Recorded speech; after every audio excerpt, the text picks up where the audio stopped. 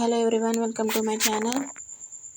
ఈరోజు నా వీడియో ఏంటనేది లాస్ట్ వరకు అయితే స్కిప్ చేయకుండా చూడండి ఫ్రెండ్స్. నచ్చితే లైక్ చేయండి, నా ఛానల్ సపోర్ట్ అయితే చేయండి ఫ్రెండ్స్.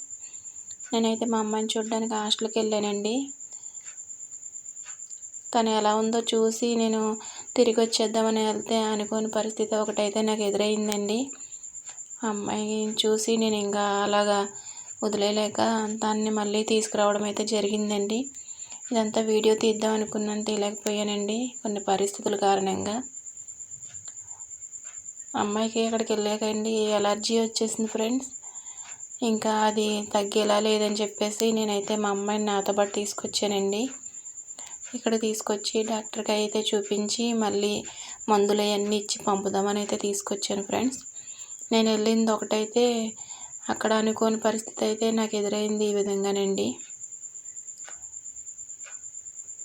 అదే అంటారండి పెద్దలు, అనుకున్నది ఒకటి అయ్యింది ఒకటి అంటారు. అదే జరిగిందండి.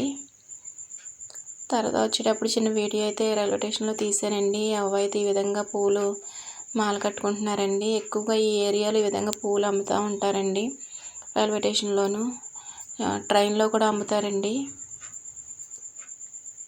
అన్ని రకాల పూలు అయితే వీళ్ళ దగ్గర ఉంటాయి ఫ్రెండ్స్.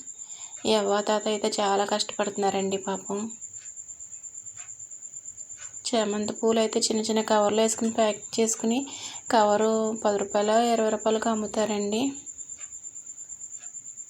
కనకాంబరాలు, మొరం, సన్నజాజులు, విరజాజులు, మల్లె మొగ్గలు అన్ని రకాలు ఉంటాయండి వాళ్ళ దగ్గర.